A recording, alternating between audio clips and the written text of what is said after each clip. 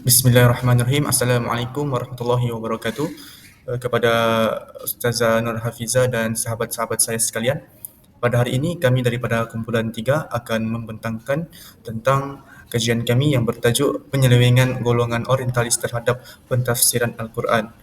Kajian ini kami akan memberitahu secara detail, secara menyeluruh terhadap golongan orientalis dalam mentafsirkan ayat-ayat Al-Quran. Okey, baiklah. Berikut merupakan ahli kumpulan kami. Yang pertama, Ahmad Askar bin Sudirman. Dan yang kedua, saya sendiri, Muhammad Zakwan bin Abdul Majid. Yang ketiga, ialah Nik Amir Iskandar Irwani bin Irwan Arif. Dan yang keempat, ialah Muhammad Muizzuddin Dini bin Zainal Abidin. Dan yang terakhir, ialah Daniel Akhyar bin Syaif Fahmi. Assalamualaikum warahmatullahi wabarakatuh. Hari ini saya akan membentangkan satu kajian yang menyentuh isu penting berkaitan orientalism dan penafsiran orientalis terhadap Al-Quran serta kesan-kesannya terhadap umat Islam dan dunia akademik. Sejak abad ke-18, golongan orientalis iaitu para sarjana dari barat telah menunjukkan minat mendalam terhadap budaya dan agama timur, termasuklah Islam. Fokus utama mereka ialah Al-Quran sebagai sumber utama ajaran Islam. Walaupun ada yang dilihat berusaha untuk memahami Islam secara objektif, namun sebahagian besar karya mereka didapati menggunakan pendekatan yang berat sebelah dan tidak selari dengan disiplin tafsir Islam yang sahih.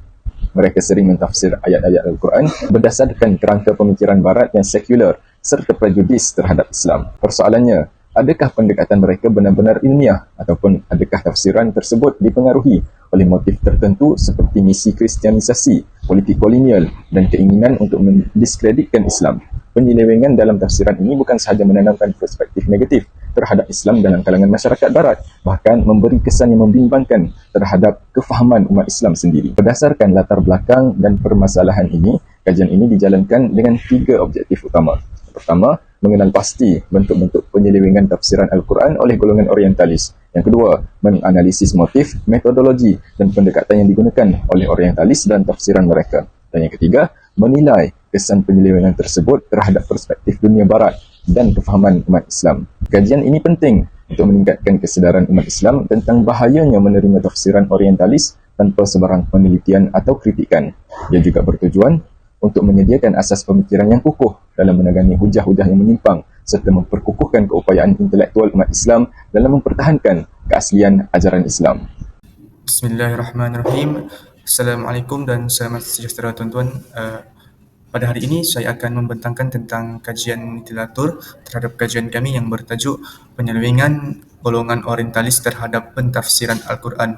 Okey, baiklah tuan-tuan, sebelum itu kita patut memahami tentang definisi dan sejarah orientalism.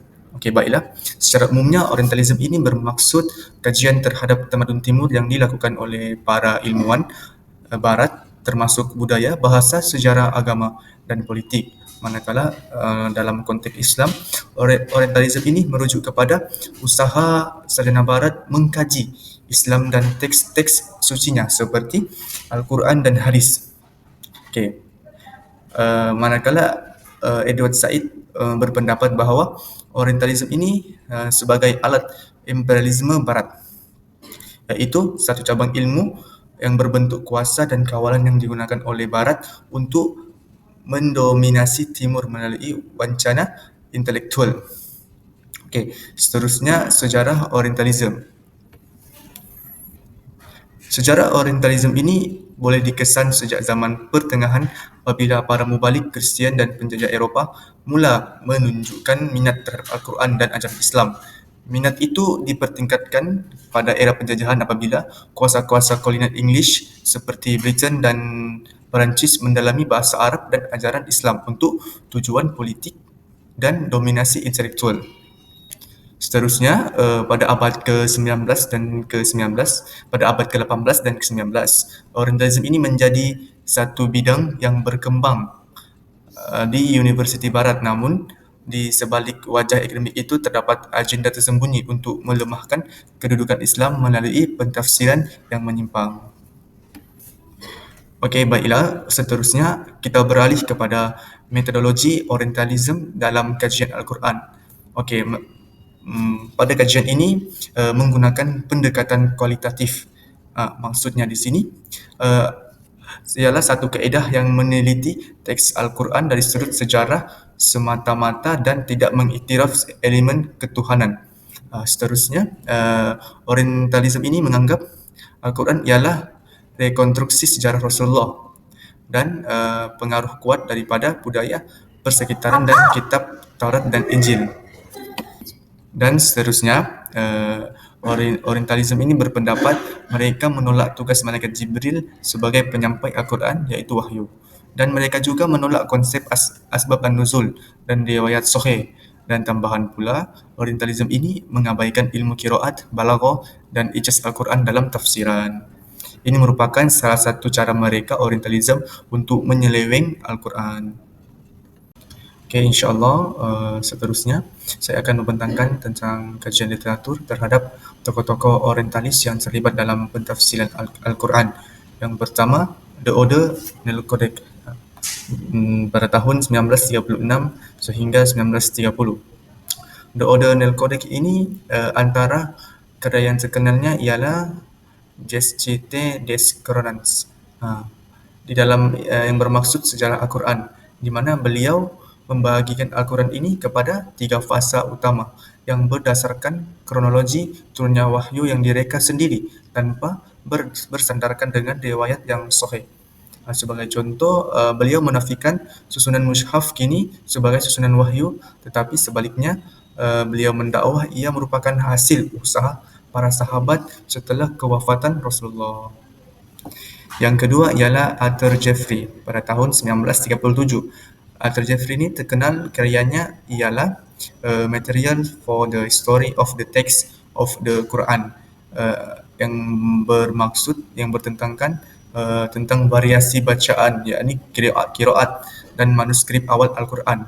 Di dalam karya ini, beliau menimbulkan keraguan terhadap keseragaman teks Al-Quran dan mendakwa bahawa terdapat pelbagai versi yang berbeza, lalu bertentangan dengan ijma' ulama bahawa Al-Quran ini dipelihara secara mutawatir dan tiada perubahan sejak diturunkan.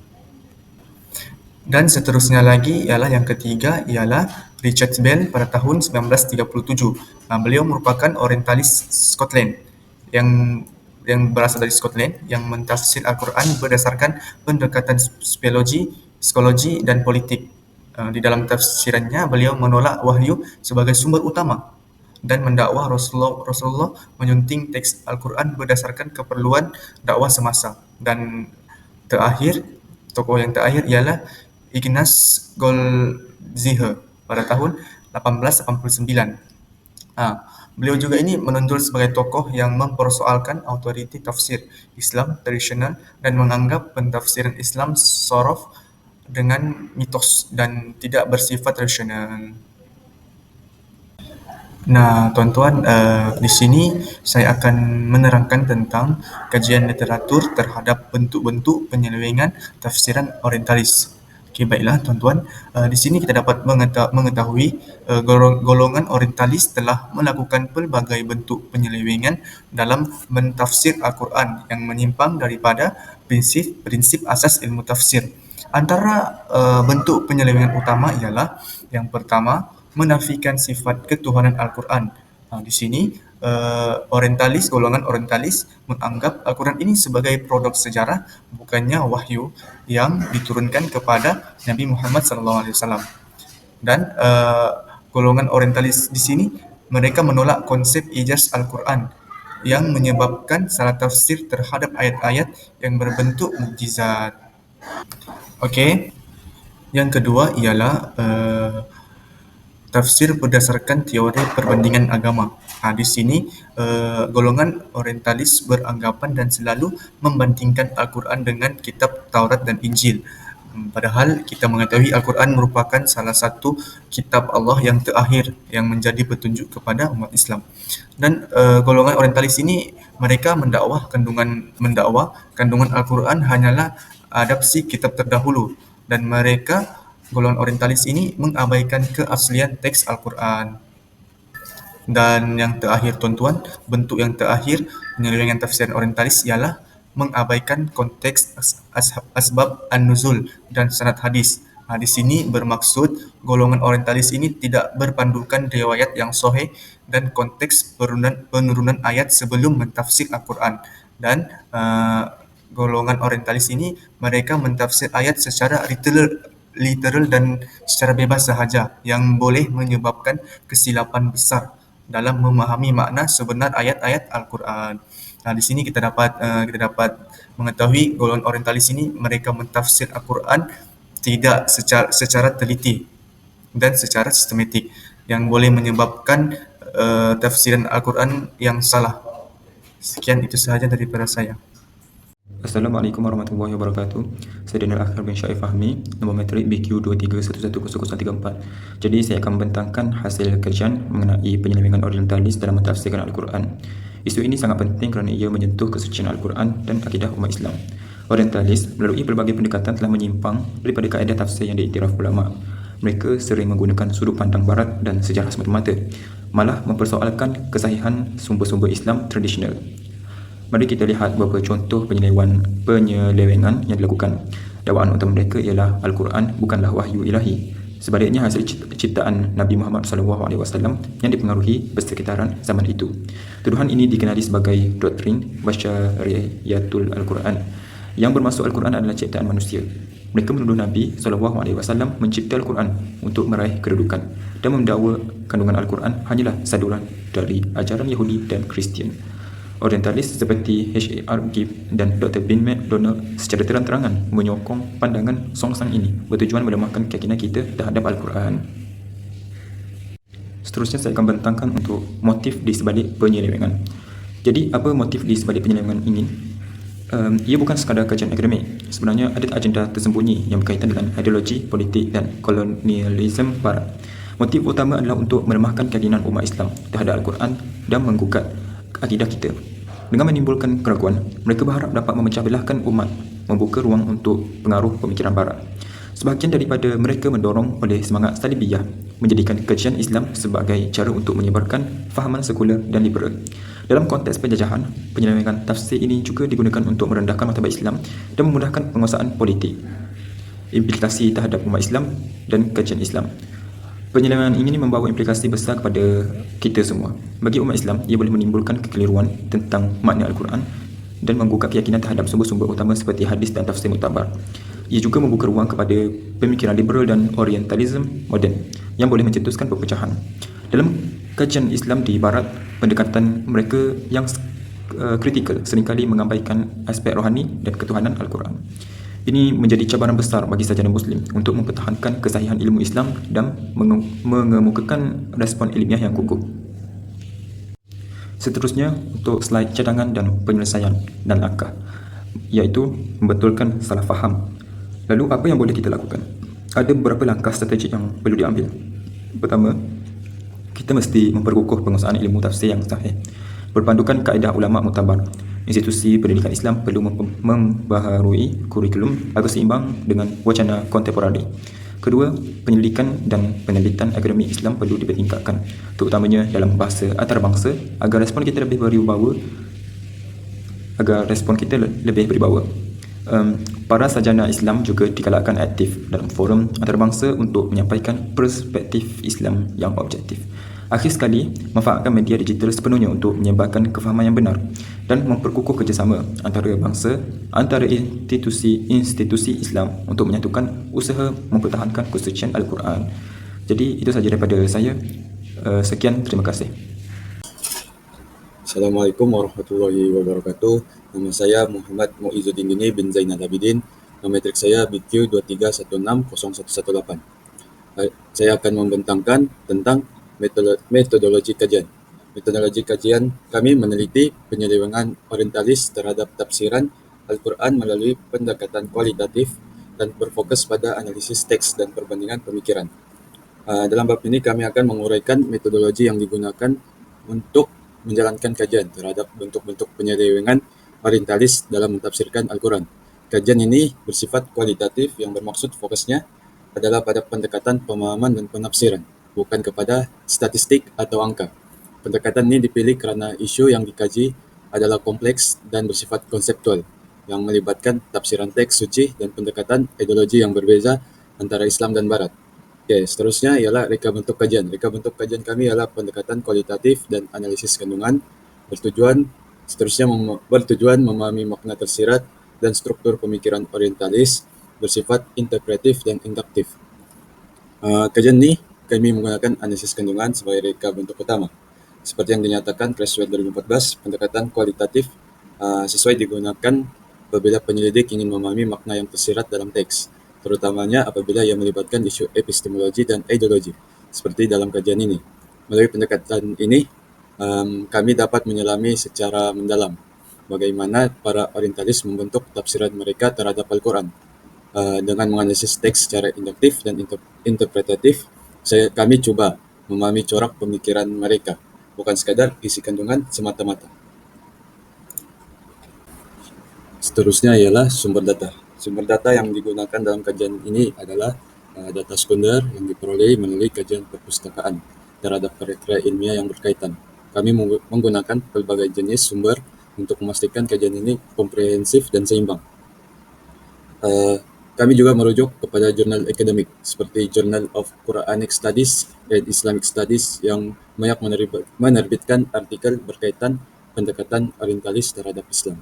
Selain itu, kami juga membuat perbandingan dengan tafsir Islam klasik seperti tafsir At-Tabari, Ibnu Katsir, Al-Qurtubi, dan Al-Razi bagi menilai sejauh mana tafsiran orientalis itu menyimpang daripada tradisi tafsir Islam. Turut kami juga merujuk karya kritik terhadap orientalis seperti Orientalis oleh Edward Said dan kajian oleh Goldziher, serta kajian kontemporari oleh sarjana muslim yang membongkar kelemahan epistemologi barat dalam memahami wahyu. Seterusnya pula kaidah analisis. Pertama, analisis kandungan. Kenal pasti tema, hujah, dan pendekatan orientalis, fokus pada struktur, naratif, dan ideologi tersirat. Kaidah ini bertujuan mengenali pasti tema utama, pendekatan, serta niat ideologi. Dalam tulisan orientalis, kami meneliti struktur penulisan, gaya hujah, dan kesesuaian metodologi mereka dengan prinsip tafsir Islam. Analisis kandungan membolehkan kita menggali makna yang tersembunyi, termaksud nilai dan andaian yang mempengaruhi penulisan. Contohnya bagaimana orientalis mungkin menggunakan pendekatan sejarah semata-mata tanpa memikir aspek rohani dan wahyu yang menjadi asas dalam tafsir Islam. Kedua, kaidah perbandingan. Kaidah perbandingan ini banding tafsiran orientalis dengan Islam arus perdana. Kedua, ukur ketepatan hujah dalam kerangka epistemologi Islam. Kami membuat perbandingan antara tafsiran orientalis dengan tafsir Islam arus perdana. Tujuannya ialah untuk menilai ketepatan dan kesahihan hujah yang dikemukakan oleh orientalis apabila diukur dengan kerangka epistemologi Islam. Seperti yang disebut Zainal Kling 2001, perbandingan ini boleh meledakan kecenderungan tersembunyi dalam pendekatan Barat terhadap Islam. Contohnya, kebergantungan kepada teori-teori Barat atau andaian bahwa wahyu hanyalah produk sejarah semata-mata. Kesimpulan yang dapat kita berikan dalam tajuk ini ialah Al-Quran merupakan kitab suci umat Islam yang diturunkan oleh Allah Subhanahu wa taala kepada Nabi Muhammad sallallahu alaihi wasallam melalui perantaraan malaikat Jibril. Sebagai umat Islam, kita perlu memahami dan mempelajari Al-Quran supaya tujuan hidup selaras dengan ajaran Islam serta dapat membezakan perkara baik dan buruk. Seterusnya, mentafsirkan Al-Quran merupakan perkara yang penting supaya manusia lebih memahami mesej yang ingin disampaikan oleh Allah Subhanahu wa taala. Tidak salah faham akan maksud di setiap ayat. Dengan mempelajari ilmu tafsir, umat manusia dapat menyelami keindahan dan kehebatan firman Allah Subhanahu wa taala dan dapat memupuk rasa cinta yakin terhadap agama Islam.